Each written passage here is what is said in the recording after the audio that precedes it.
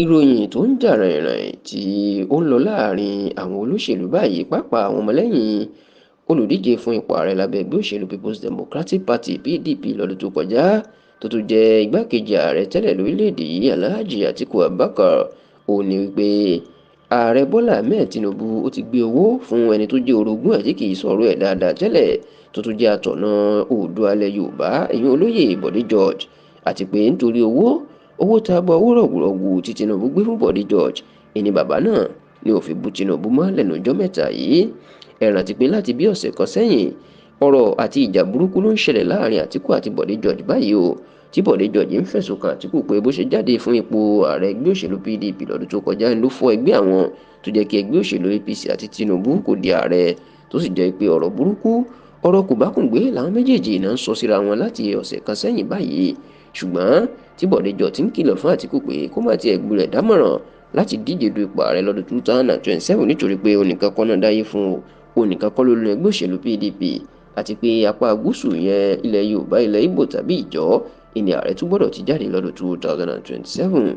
ṣá o nígbà tí ọ̀rọ̀ náà tó ń gbóná janjan tí ọ̀pọ̀ èèyàn sì mọ bí Bọ̀dé George bó ṣe kórìíra Tinubu tó jẹ́ pé kì í fìgbà kan sọ̀rọ̀ ẹ̀ dáadáa tó jẹ́ pé àṣírí ẹ̀ ló máa ń tú síta ṣùgbọ́n tó wá di pé kò fi bẹ́ẹ̀ sọ̀rọ̀ sí Tinubu mọ́ tó sì ń fi apá kan ẹnu tó fi ń yìn lásìkò yìí ní àwọn ọmọlẹ́yìn Àtíkù máa ti ń fẹ̀sùn kan Bọ̀dé George wọ́n ní lásìkò tí Tinubu rán olórí òṣìṣẹ́ Ọ̀nàrẹ́bù Fẹ́mi Gbàjàbíàmílà àtàwọn àgbààgbà ẹgbẹ́ òṣèlú APC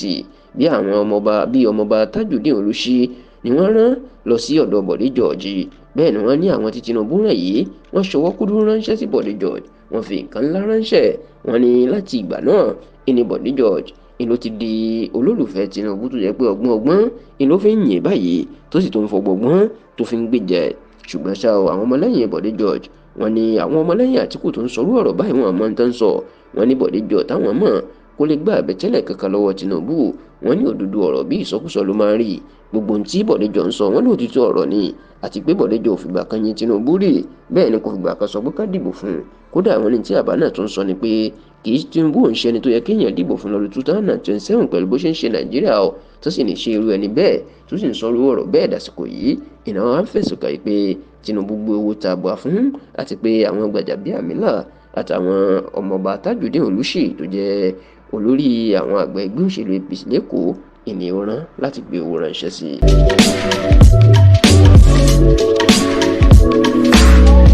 i.